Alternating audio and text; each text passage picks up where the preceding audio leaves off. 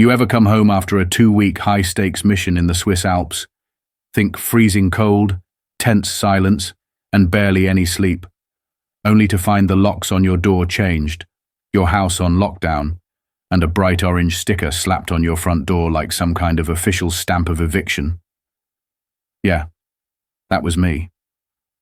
I'd just spent the last 42 hours on the road, dodging bullets and outsmarting adversaries in a place where the only thing colder than the air was the people. I was exhausted. My bones felt like they were made of ice.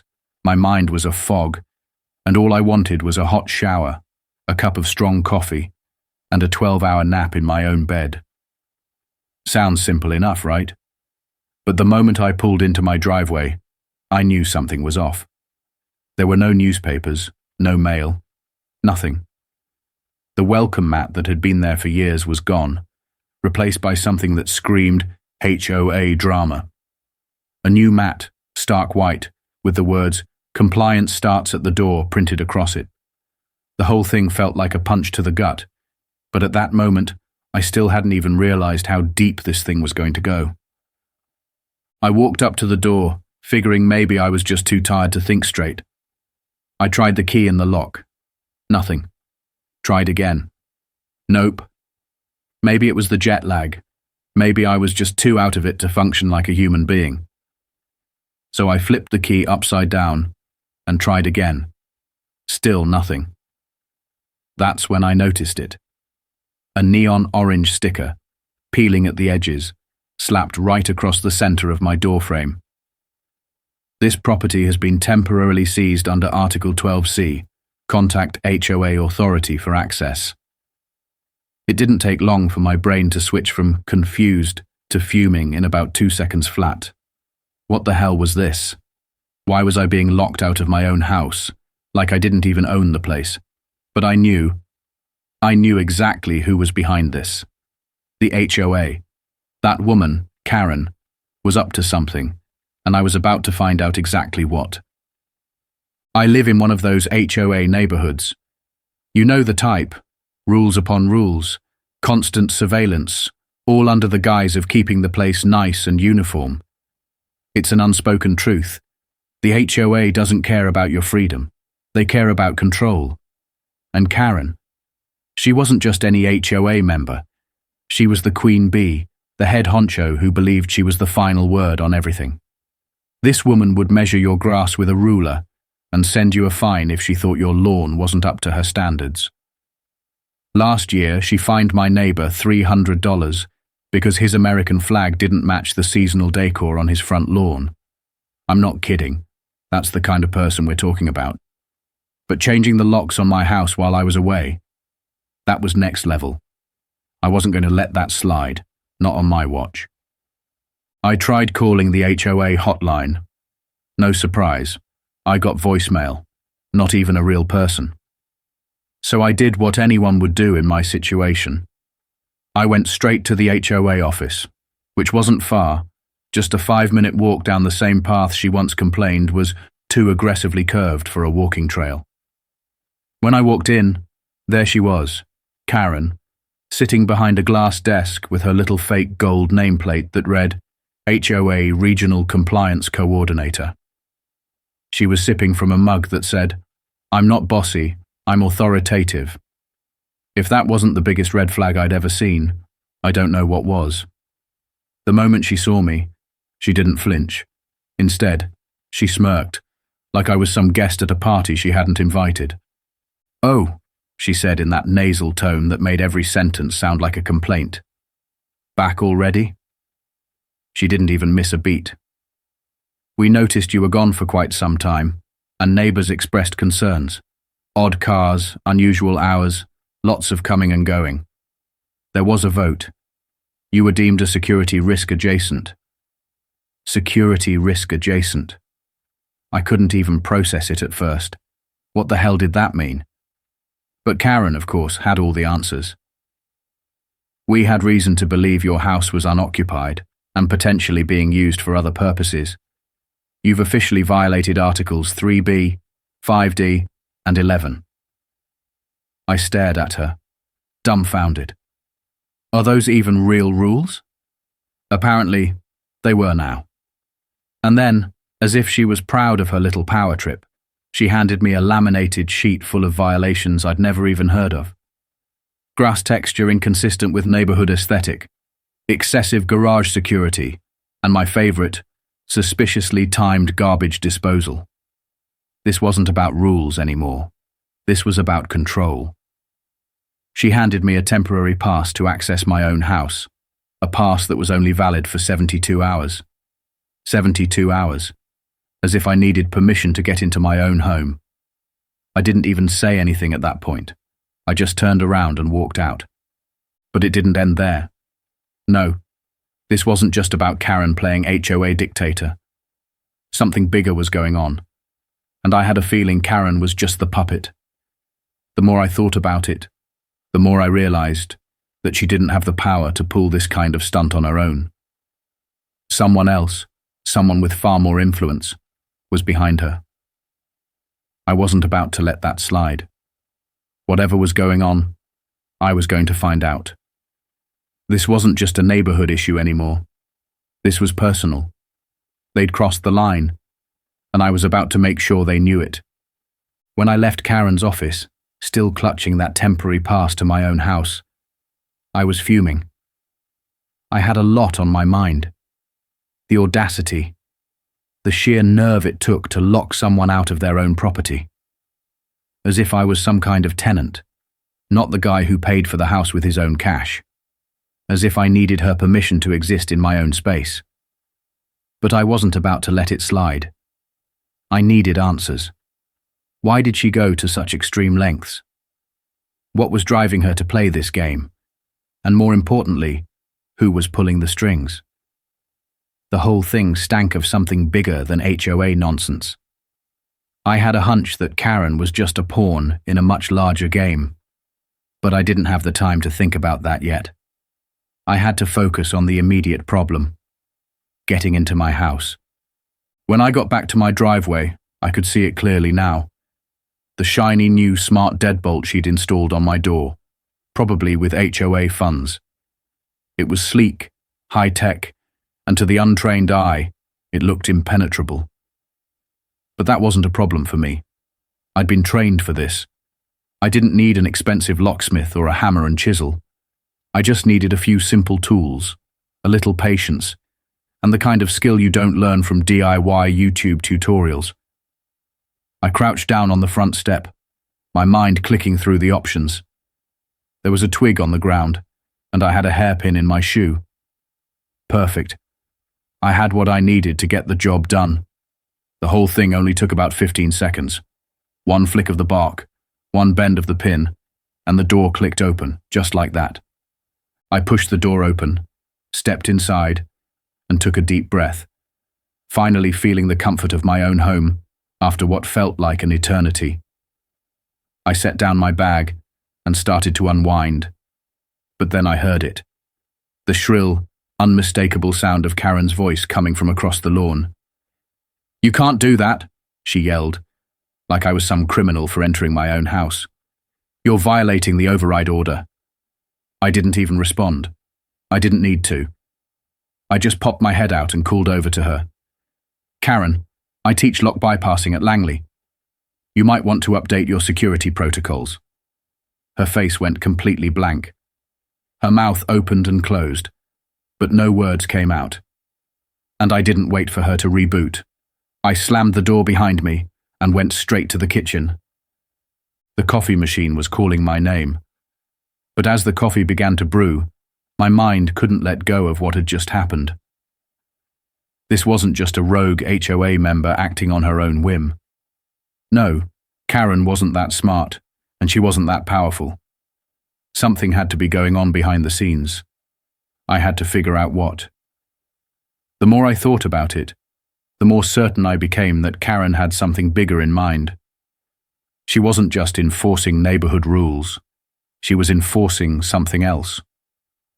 Maybe she was working with someone with more reach, more influence, someone who had a hand in all of this. But who? The next day, I decided to take matters into my own hands. I couldn't sit around waiting for her to make the next move. I needed to get some answers. I didn't have a dog, but I knew that walking one would give me access to conversations people wouldn't normally have. It's funny how quickly people lower their guard when they think you're just walking a dog. So, I grabbed a leash and pretended to walk a golden retriever named Biscuit, who, for the record, doesn't actually exist. But it worked. As I strolled down the street, I overheard a couple talking about the guy in the corner house with the blackout curtains and military-grade locks. They were talking about me. They didn't know it, but they were spilling the beans on exactly what Karen had been up to. As I walked, I noticed something else. Across the street, a white pest control van was parked in front of my house. Now, I've seen my fair share of pest control vans, but this one was different. It didn't have the usual logos, phone numbers, or company name on it. Instead, it had 5 antennas sticking out of the top, and I could see the faint glow of thermal imaging stickers still attached to the side. That's not standard pest control. In fact, it wasn't pest control at all. It was surveillance, pure and simple. I slowed down, pretending Biscuit was investigating a bush, and took a closer look. Inside the van was a guy in what looked like military gear, wearing a calm headset. When he noticed me noticing him, he immediately started the ignition and drove off. No logos, no phone number, just a barcode that didn't scan when I checked it later. I didn't need any more proof. Someone was watching me. That night, I couldn't shake the feeling that things were getting out of hand. I pulled out my handheld signal detector, a simple tool I used to check for unusual activity. It wasn't unusual to check for signals in the neighborhood. It's just good practice. But when I turned it on, I picked up a low-frequency pulse coming from 2 houses down. It wasn't regular Wi-Fi. It was military-grade, something you don't see in suburban neighborhoods. I triangulated the signal to a birdhouse sitting atop a flagpole in Karen's front yard. At first glance, it looked innocent enough. Just another piece of garden decor. But no one wires a birdhouse with a directional antenna unless they're using it for something. I wasn't just dealing with a nosy neighbor. I was dealing with something far deeper, something much darker. At this point, I knew I had to act. There was no way around it. This wasn't just Karen being a nuisance anymore. This was a full-on surveillance operation. And I needed to figure out who was behind it before things got any worse. That night, I couldn't shake the feeling that everything had escalated. There was no way Karen had the kind of resources or know-how to pull off what was happening in this neighborhood on her own. I had to know what was really going on, and I had to figure out who was behind this covert operation. It wasn't just a neighborhood watch gone too far. This was something much bigger, and I wasn't about to let it slide. I knew there was one way to get answers fast. I had to dig deeper. I wasn't just dealing with a nosy HOA member anymore. I was dealing with a surveillance network that was bigger than I could have imagined. So I pulled out my old field gear, signal detectors, scanners, thermal lenses, and went to work. The first thing I did was head back out into the neighborhood, this time armed with more than just suspicion. I was looking for anything that didn't fit, anything that was out of place. And as I walked down the street, I could feel the weight of the operation pressing down on me. It didn't take long before I noticed another oddity. As I rounded the block, I spotted a van parked across the street from my house. It wasn't a regular vehicle. This one stood out, not because it was flashy, but because of how inconspicuous it was. A white van, no branding, no phone number, just a plain, unmarked vehicle with antennas sticking out of the top. It wasn't the kind of van you'd expect to see in a neighborhood like this, especially not in the middle of the night. I had a sinking feeling in my gut as I approached. This wasn't some run-of-the-mill contractor's van. No, it looked like something else entirely. Something that screamed, surveillance. I wasn't about to approach it directly. Instead, I kept my distance, pretending to walk my imaginary dog, Biscuit. You'd be surprised at how much people let their guard down when they think you're just an innocent neighbor with a leash in hand. I kept my eyes trained on the van, watching as a man in dark clothes stepped out of the back. His movements were deliberate, precise. Too precise for someone just doing a routine job. He wasn't carrying any tools or equipment that I could see. Instead, he walked toward a nearby bush and adjusted something, before glancing over his shoulder. When he noticed me watching, he froze for a second, then quickly slid into the van and started it up. I didn't need to follow him. I already knew what I had seen. This was a man involved in some kind of surveillance operation, and my house was at the center of it. I wasn't imagining things. This wasn't just about Karen's weird obsession with rules and regulations. This was something far more organized. And whoever was behind it had access to the kinds of resources that didn't belong in a suburban neighborhood. I needed to know who was watching me, so I did what I always do when I need to gather intel. I checked for signals. It's an old habit, one I picked up from years of fieldwork. I had a handheld signal detector that could pick up anything from basic Wi-Fi to military-grade signals. It wasn't the first time I'd used it, but this time felt different. I turned it on, scanning the area for anything unusual, and sure enough, I picked up something. A low-frequency pulse, faint but unmistakable. It wasn't just a Wi-Fi signal or anything standard. This was something far more advanced, something military-grade. It was coming from 2 houses down. I wasn't about to ignore it. I knew this wasn't a coincidence. The pulse led me straight to a small decorative birdhouse sitting atop a flagpole in Karen's yard. Now, under normal circumstances, a birdhouse is just a birdhouse, right? Something you put up to make your front yard look cute. But no one in their right mind would wire a birdhouse with a directional antenna unless they were using it for something far more sinister. This wasn't a simple garden decoration.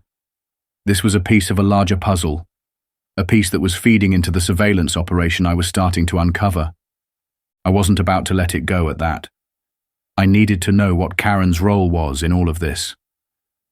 What had she gotten herself into? What was she really involved in? I couldn't just keep guessing. I needed hard evidence, and that's when I knew I had to bring in Lou.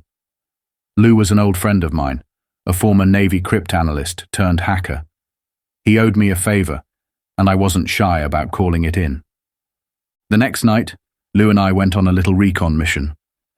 I had a feeling the HOA office was where all the answers lay. It was the center of Karen's little kingdom, and if anyone knew what was really going on, it was going to be her. I didn't expect to find much, just some standard HOA nonsense. But I couldn't shake the feeling that something was hidden there, buried beneath the surface.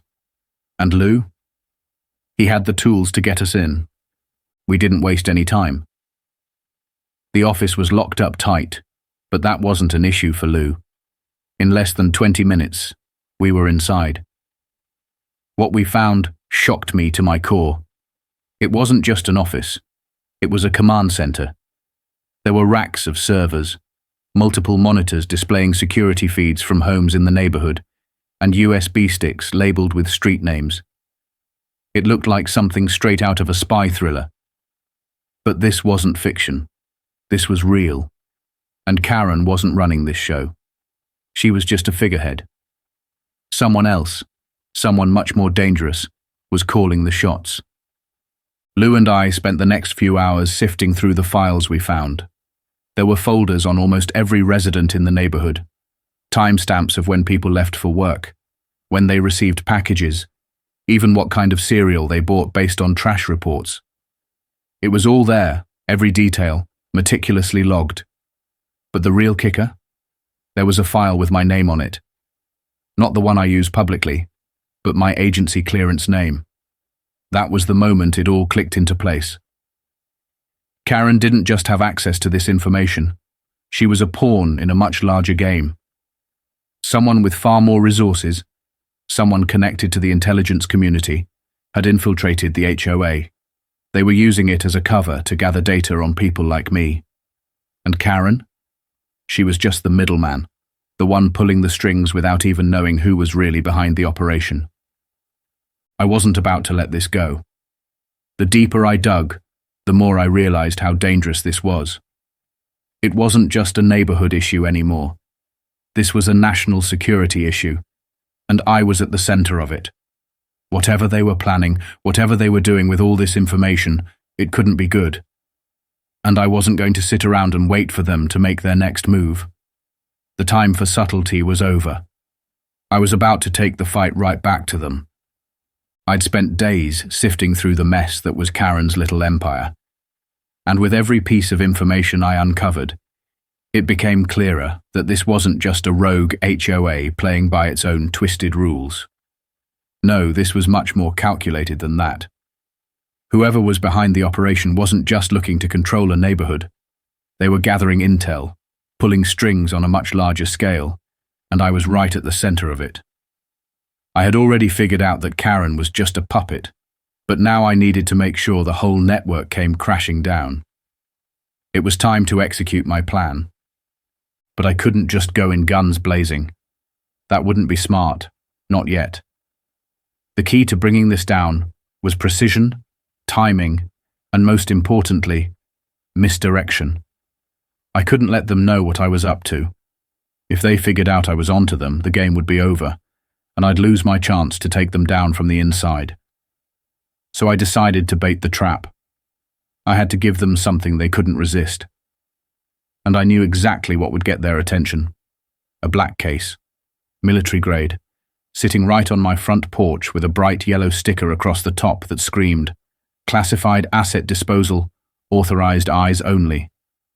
It looked like something straight out of a federal warehouse, the kind of thing that made anyone with the wrong intentions start foaming at the mouth. I wasn't just setting the bait for Karen. This wasn't a game of cat and mouse anymore. This was a message. I knew Karen couldn't resist. She was too hungry for control, too desperate to get her hands on anything that looked official. I made sure the box had just enough wear and tear on it to make it look real. Scuff marks, travel tags, the kind of things that screamed, "Steal me if you want to ruin your life." Then, I added a little extra touch. I placed a micro camera inside a bird feeder across the street, pointed directly at the box. I had every angle covered. The moment she, or anyone else, touched that box, I'd know. And then I waited. It didn't take long. Just 2 hours after setting the trap, I saw her, Karen, strutting up my driveway like she owned the place. Her clipboard in hand, that fake authoritative smile plastered across her face, just like I knew it would be. She glanced around, looked at the box, and after a quick tap with her pen, her fingers went straight to the latches. She couldn't resist. I almost felt bad for her. Almost. She started opening it slowly, as if she was taking extra care, not wanting to make a scene. But the moment she unlatched the second clip, the motion sensor inside the box triggered a silent alert on my end. All the systems lit up. The trap was set, and Karen had just walked right into it. Inside the box was nothing dangerous, nothing that could harm anyone, but it was absolutely damning. I had placed documents in there that would expose the whole operation for what it was: surveillance, manipulation, and corruption. There were fake orders authorizing Karen to oversee data collection on behalf of a private intelligence contractor, a fabricated map of surveillance nodes throughout the neighborhood, and encrypted communication logs between community coordinators and foreign consultants. It looked legitimate enough to terrify anyone who wasn't in the know. And that was exactly what I wanted.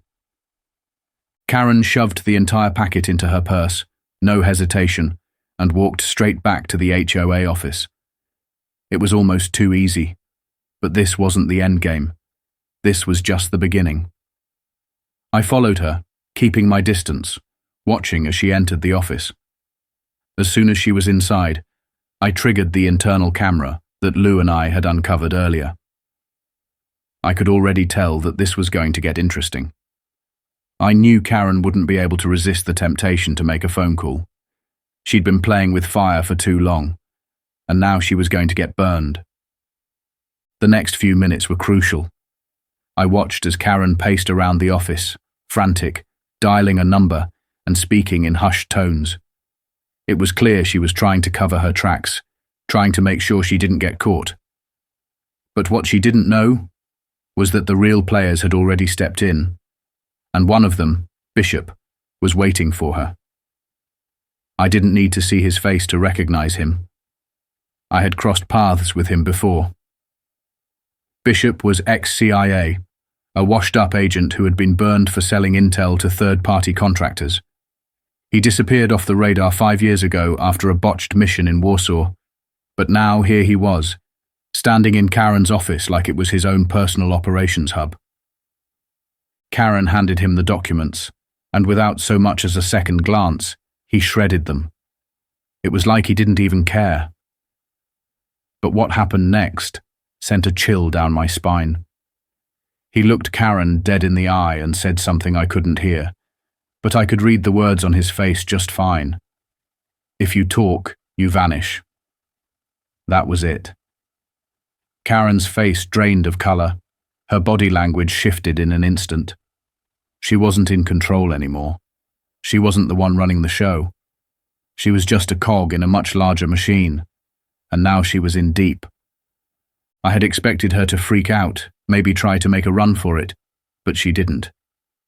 She froze, a deer caught in the headlights, realizing that she was just a pawn, just a tool in a game she didn't even understand. But that didn't matter to me. I had what I needed. The pieces were falling into place, and I was about to take this entire operation down. Later that night, I took the final step. I sent out 3 secure files to key contacts, one to a local news outlet known for supporting whistleblowers, another to an investigative journalist who had already gone viral exposing shady HOA practices, and the third to a federal contact who owed me a favor from an old mission. Along with the footage of Bishop, I included network maps, screenshots, and video evidence of the surveillance operation. I didn't have to spell it out for them. All they had to do was connect the dots, and I knew they would. By morning, the story was already making the rounds. The HOA's dark secrets were out in the open. Former CIA agent involved in a suburban surveillance ring. The headline practically wrote itself. But as I watched the chaos unfold, I knew that Karen's little empire was crumbling. She wasn't the one pulling the strings anymore. She was the scapegoat, the face of a much larger operation that was about to get exposed for good. I didn't sit back and relax, though. No, I wasn't done yet. This wasn't just about ruining Karen's career or taking down a shady HOA board. This was about making sure that the people who thought they were untouchable knew they were wrong. It was about sending a message, not just to them, but to anyone who thought they could use their power to control and manipulate others. They thought they were safe behind closed doors, but they weren't. Not anymore. The neighborhood wasn't the same after that. Karen disappeared without a trace, like a ghost, and the once feared HOA board was disbanded. The house across the street from me, which had once been Karen's, was suddenly empty. I figured it was just the end of an era, a small victory in a world that often felt too big and too out of control. But I wasn't about to let my guard down. As the dust settled, I knew that the real players were still out there, still watching, still waiting for their chance to strike again. And I'd be ready. I wasn't just going to let them win. I'd fought for my home, my peace, and my privacy. And I wasn't going to stop now.